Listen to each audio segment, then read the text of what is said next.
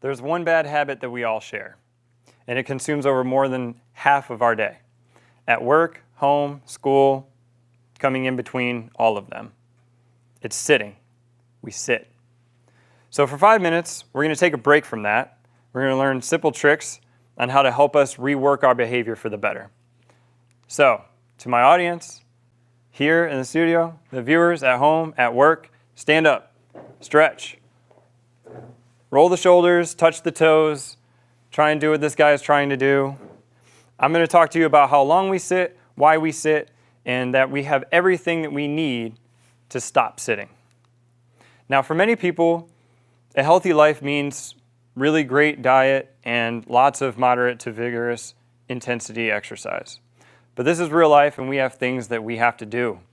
We've got birthdays to celebrate, holidays, office parties, snow days, sick days, and all I want to do is Netflix and chill days. And these are all really great reasons for us to not be physically active. So let's define these disruptions or barriers. We'll go over the top 3 most reported barriers to physical activity. And Family Feud style, little audience participation. The number 3 barrier for physical activity is no support or resources. The second most common would be inconvenient. And the number 1 reason that we are not more physically active is because there is no time. There's not enough hours in the day. We can't be more physically active because we are too busy being sedentary. So on a 24-hour snapshot, let's think about that. We'll say on average, we get a 7.5-hour night's sleep. If you got that last night, awesome. Now, we'll take the example of a sedentary desk job. An 8-hour shift, you're going to sit for most of that. Moving forward, you're going to have to eat. You're going to have to get to and from that job.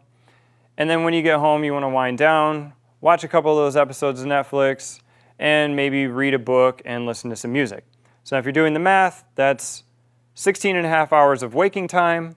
We added up 13.5 hours of being sedentary. The good news is that we have 3 hours to be active. We can hop, skip, and jump and go about our day enjoying everything that we can about our environment.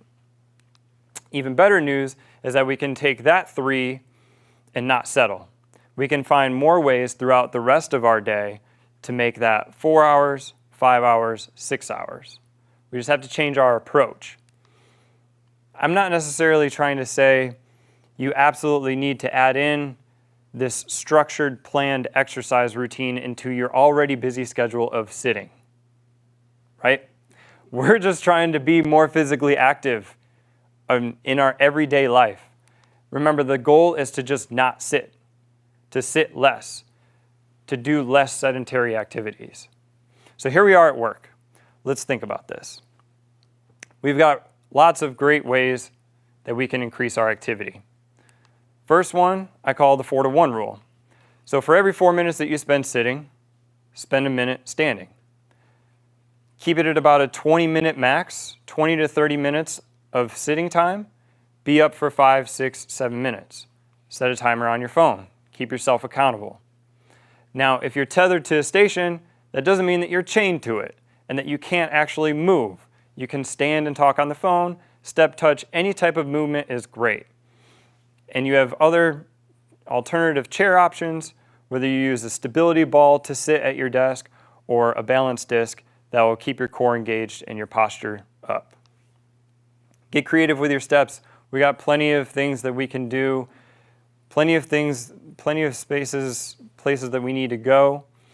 The restroom that's right around the corner is out of service. You have to go all the way down the hall and down the stairs. Okay? Stairs are always greater than elevators. And take your coworker for a standing or walking meeting. Get the body moving and see the ideas start to flow. And then the pack and play. Pack your lunch and then play with the leftover time that you have. Skip the cafe, save the money, grab a buddy, take a walk, and then game on. Inter-office activities, whether it's a stair challenge or a step challenge.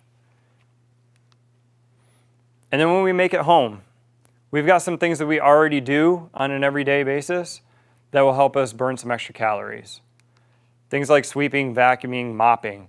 Just make a goal to do that twice as frequent as you do now and speed it up. Complete those tasks twice as fast. And that dishwasher, you don't need it anymore. You're going to cook all this fresh food, enjoy your meal, and you're going to clean all those pots and pans all by yourself. Overall, let's reduce screen time. So maybe one less Netflix episode, and then during our commercial breaks, get up, get a couple squats, a couple push-ups, hold a plank, check the laundry. Whatever it is, use that commercial break as that time to get some more activity in your day. And then if you're at your tablet or laptop, same rules apply as the desk. Set your timer. Then get out and play. Grab your kids, grab your friends, your loved ones. Plenty of sports on the weekends in order to stay active. So the time is now, and the goal is simple. Sit less, do more. Understand your baseline. Don't try to go from 0 to 100, but these small little changes throughout your day will add up and pay dividends down the road. Disrupt your routine. And remember, the old adage is true. Something is better than nothing. 10 steps is better than none, and 100 is awesome. So, every moment that you spend standing is a moment that you're not sitting, and that's another step toward a healthier and happier life. Thank you.